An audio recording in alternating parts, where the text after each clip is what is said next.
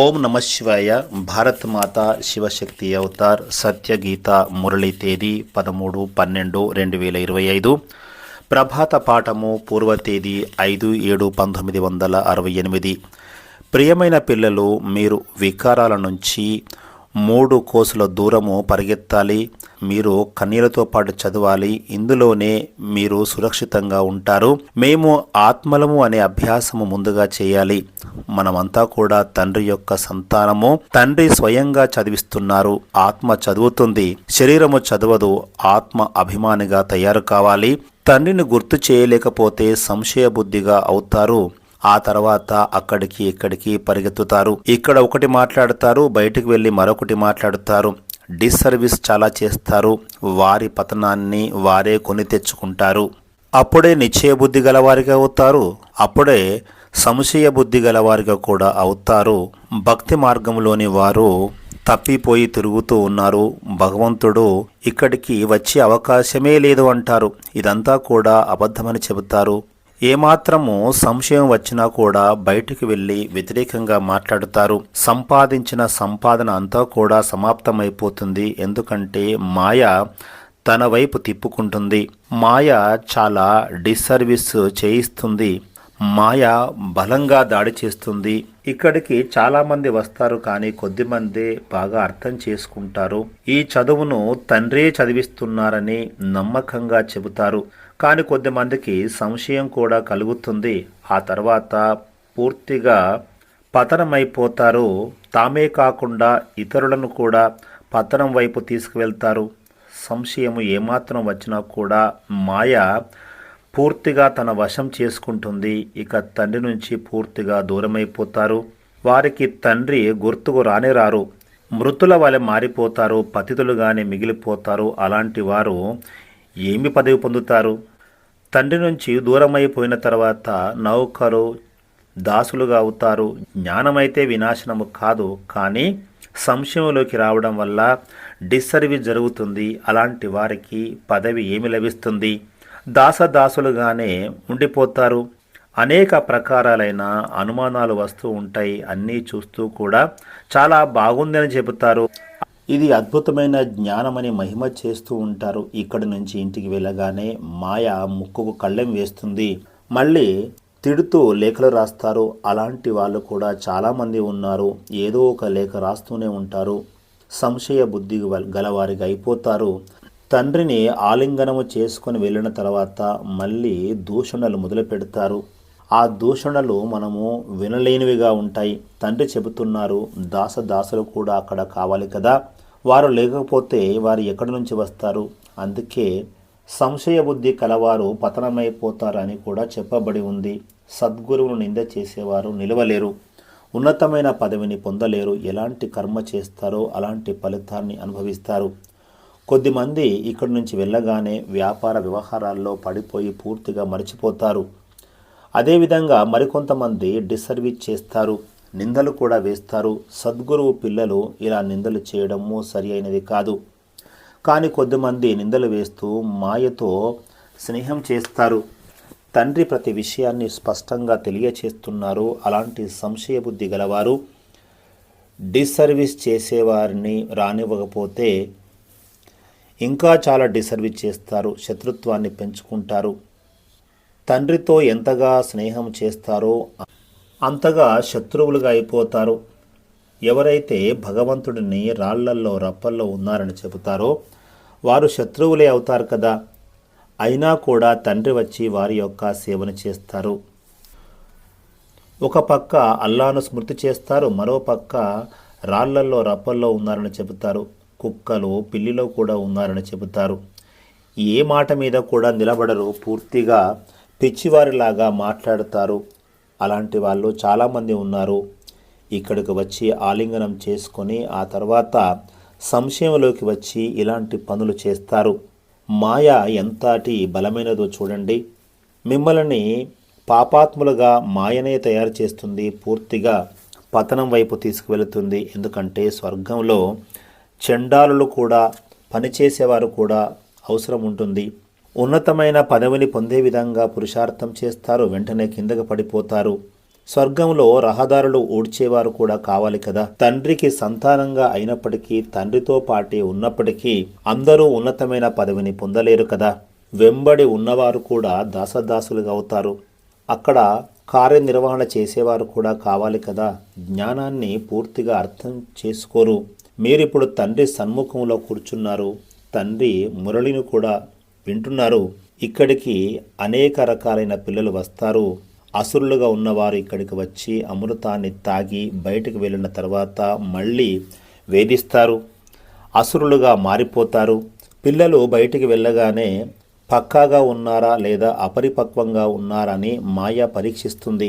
బయటకు వెళ్ళగానే మాయ దాడి చేస్తుంది. క్షణక్షణము తండ్రిపై నిందలు వేసేవారు కూడా స్వర్గంలోకి వస్తారు. కానీ అలాంటి వారు ఎలాంటి పదవిని పొందుతారు? బాబా స్మృతియాత్రను నేర్పిస్తున్నారు. ఎవరైతే పిల్లలు ఇక్కడ కూర్చున్నారో వారు అర్థం చేసుకున్నారు, బాబానే మన తండ్రి, శిక్షకులు, సద్గురువుగా ఉన్నారు. ఇది చాలా అద్భుతమైన విషయము. ఇక్కడ 3 పాత్రలను తండ్రి నిర్వహిస్తున్నారు. సృష్టి యొక్క ఆది, మధ్య, అంతిమాల జ్ఞానాలను తెలియచేస్తున్నారు. విద్యార్థులకు ఎలాంటి విద్యని ఇవ్వాలి అనేది టీచర్కు తెలుస్తుంది. యోగాన్ని కూడా నేర్పుతారు. యోగము, జ్ఞానము ఇవి 2 వేరువేరు. ఇక్కడ కూర్చున్నప్పుడు అపారమైన సంతోషము కలగాలి. మీ ముఖము వికసించి ఉండాలి. పిల్లలు తెలుసుకున్నారు, 5000 సంవత్సరాల తర్వాత విశాలమైన తండ్రి ద్వారా మనకు అనంతమైన వారసత్వం లభిస్తుంది. చాలామంది పిల్లలు మేము గుర్తు చేయలేకపోతున్నామని చెబుతారు. బాబా చెబుతున్నారు, ఒక్కరినే గుర్తు చేయాలి. వారే తండ్రి, వారే మన టీచర్. రచన యొక్క పూర్తి జ్ఞానము మీ బుద్ధిలో ఉండాలి. మనం ఇప్పుడు తిరిగి వెళ్ళాలి. మనలను తీసుకువెళ్ళడానికి తండ్రి వచ్చారు. అందుకొరకు తండ్రిని గుర్తు చేయాలి, పవిత్రంగా అవ్వాలి. ఈశ్వరుడు సర్వవ్యాపి కాదు అని మీరు చెబుతారు. మరోపక్క ప్రపంచమంతా ఏమంటుందంటే ఈశ్వరుడు సర్వవ్యాపి అని చెబుతుంది. ఇది అసురుల రాజ్యం అని తెలిసినప్పటికీ తమను తాము ఎవరు కూడా అసురులుగా భావించరు. ఇంతకుముందు మీకు కూడా ఈ విషయము తెలియదు. రావణాసురుడిని ప్రతి సంవత్సరం దగ్ధం చేస్తారు. ప్రజలు తమను తాము మోసం చేసుకుంటూ ఉంటారు. మీ జేబు ఖాళీగా అయిపోయింది, ఒకప్పుడు నిండుగా ఉంది, తిరిగి జేబు ఖాళీగా అయిపోతుంది. మాయ ఈ విధంగా మీ జేబుకు చిల్లు చేసింది.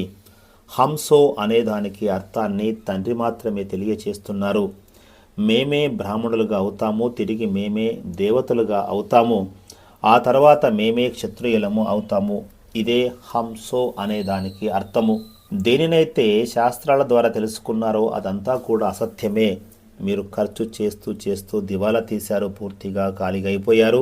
ఎవరి దగ్గర ఎంత ధనం ఉన్నప్పటికీ ఆ ధనంతో పాటు అందరూ కూడా సమసిపోతారు. తండ్రి మన జోలిను నింపుతారు, మనము ఖాళీ చేసుకుంటాము. ఎప్పుడైతే తండ్రి వస్తారో ఇవన్నీ కూడా అర్థం చేయిస్తారు. మనుషులు పూర్తిగా తమ బుద్ధిని రాతి సమానంగా చేసుకున్నారు. ఇక్కడ తండ్రి, టీచర్, సద్గురువు ఈ ముగ్గురు యొక్క సాంగత్యంలో ఉంటాము. తద్వారా మనకు ఎంతో బలం లభిస్తుంది, సంతోషం కూడా కలుగుతుంది. తండ్రి చెంతకు వెళ్ళి రిఫ్రెష్ కావాలని కూడా మనస్సు తహతహలాడుతుంది. సేవ చేయకుండా ఇక్కడికి వస్తే ఏమి లాభము? సేవాదారులుగా, మార్గదర్శకులుగా అయ్యి ఇక్కడికి రావాలి. తండ్రి సన్ముఖంలోనే రిఫ్రెష్ కావాల్సి ఉంటుంది.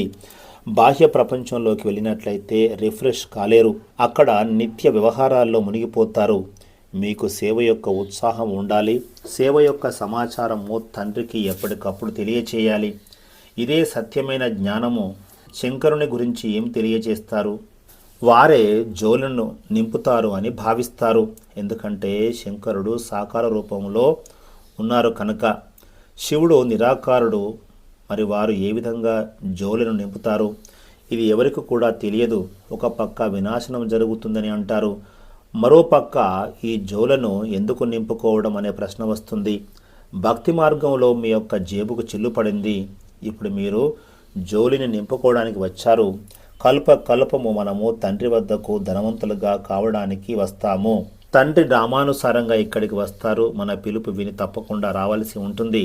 విశాలమైన తండ్రి ద్వారా అపారమైన ఖజానాతో జేబును నింపుతారు. స్వర్గంలో మీ ఆయుష్ కూడా పెరుగుతుంది. అక్కడ ఎప్పుడు కూడా మృత్యువు మీ దరి చేరదు. ఇక్కడ మీరందరూ కూడా రిఫ్రెష్ కావడానికి వస్తారు.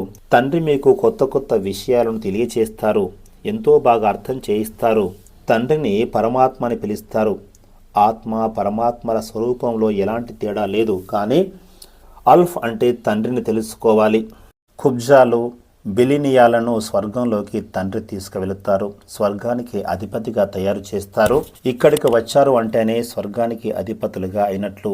మధువనానికి చాలా మహిమ ఉంది. తండ్రి నుంచి ఖజానాను తీసుకోవడానికి వస్తాము. ఆయుష్ కూడా పెరుగుతుంది, శరీరం కూడా ఆరోగ్యంగా ఉంటుంది. మీరు ఎలా ఆశిస్తూ వచ్చారో అదేవిధంగా ఇప్పుడు అవుతున్నారు. ఎక్కడ చూసినా కూడా శివబాబాను పుష్పాలతో పాలతో అభిషేకం చేస్తున్నారు. మీరు ఇప్పుడు తెలుసుకున్నారు, ఈ ప్రపంచము మట్టిలో కలిసిపోతుంది. మీ కొరకు అంతా కూడా కొత్తది తయారవుతుంది. అక్కడ భవనాలు కూడా చాలా పెద్దగా నిర్మిస్తారు. సాక్షాత్కారం కూడా జరుగుతుంది. మీకు నిశ్చయం కూడా కలుగుతుంది. మేము నరుని నుంచి నారాయణునిగా అవుతాము. దీనిపైన చిత్రలేఖనము కూడా తయారవుతుంది. ఈ రోజుల్లో అసత్యము చెప్పేవారు చాలామంది వస్తారు. వారు ఏమీ తెలుసుకోలేరు. ఇది యుద్ధం యొక్క మైదానము. యుద్ధము జరుగుతూనే ఉంటుంది. దీనిని కూడా ఎవరు అర్థం చేసుకోలేరు. స్మృతి యాత్రలో మాయ విఘ్నాలను వేస్తుంది, పక్కకు పంపిస్తుంది. కర్మేంద్రియాల ద్వారా ఎవరు కూడా వికర్మలు చేయరాదు. ఒకవేళ వికర్మలు చేసినట్లయితే 100% శిక్ష అనుభవిస్తారు. మేము ఆత్మలము. ఆత్మగా భావించి తండ్రిని పూర్తిగా స్మృతి చేయాలి. ఆత్మనే సంస్కారాన్ని తీసుకువెళుతుంది. ఆత్మనే చెబుతుంది, నేను శరీరాన్ని వీడి మరో దాన్ని తీసుకుంటాను అని. ఇక్కడ లెక్కాచారాన్ని తప్పకుండా సమాప్తం చేసుకొని ఇంటికి వెళ్ళాలి. త్రేతాయుగంలో వచ్చేవారు సత్యయుగంలో రాకూడదు అనేది ఏమీ లేదు. ఇక్కడ జనసంఖ్య పెరగడానికి పైనుంచి కిందకి వస్తూ ఉంటారు. విశాలమైన తండ్రి మనకు అనంతమైన స్వర్గం యొక్క వారసత్వాన్ని ఇస్తున్నారు. స్వర్గాన్ని కొత్త ప్రపంచము అంటారు, నరకాన్ని పాత ప్రపంచం అంటారు. ఈ డ్రామా ముందుకు నడుస్తూనే ఉంటుంది. పిల్లలకు తెలుసు, మేము అనేక సార్లు ఈ చక్రంలోకి వచ్చాము. ఈ చక్రంలో ముందుకు వెళ్తూనే ఉన్నాము.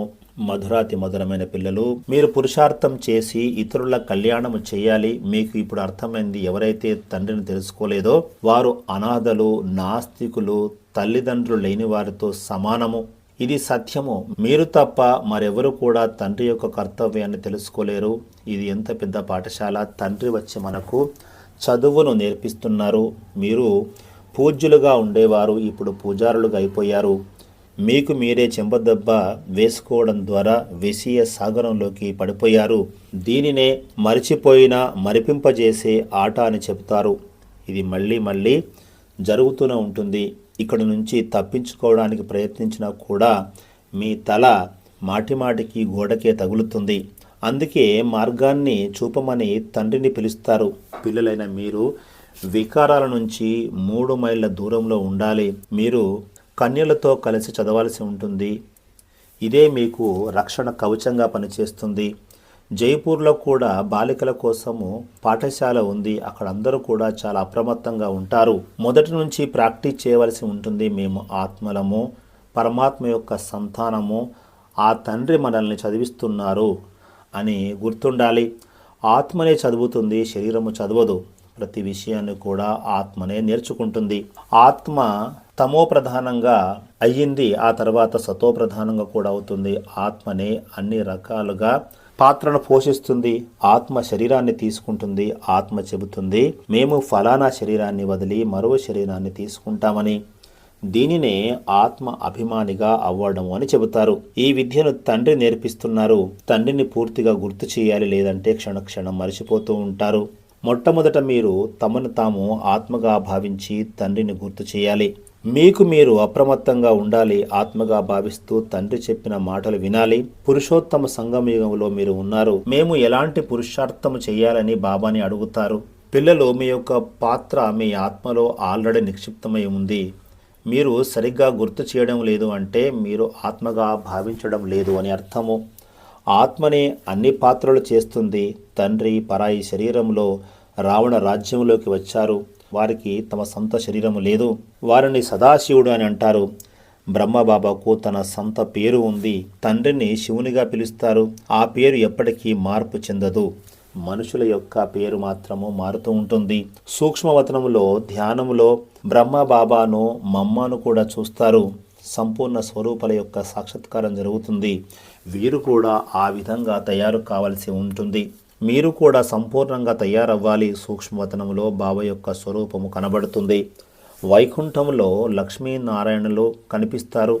మీరు కూడా ఆ విధంగా పవిత్రంగా అవ్వాలి. దాని కొరకు పురుషార్థం చేయవలసి ఉంటుంది. ఎంతగా పురుషార్థం చేసినట్లయితే అంతగా అపారమైన సంతోషము లభిస్తుంది. తన్మయత్వం కూడా కలుగుతుంది. మీరు స్మృతి యాత్ర ద్వారానే రజో సతో ప్రధానంగా అవుతారు. కల్పకల్పము మీరు ఆ విధంగా అయ్యారు. కల్పం క్రితం కూడా నేను ఈ విధంగానే చెప్పాను. మిమ్మల్ని మీరు ఆత్మగా భావించండి. దేహం యొక్క సర్వ సంబంధాలను వదిలిపెట్టండి. ఆత్మగా భావించి తండ్రిని స్మృతి చేయాలి. నేను ఇప్పుడు కూడా తెలియచేస్తున్నాను. కల్పం కూడా తెలియచేస్తాను.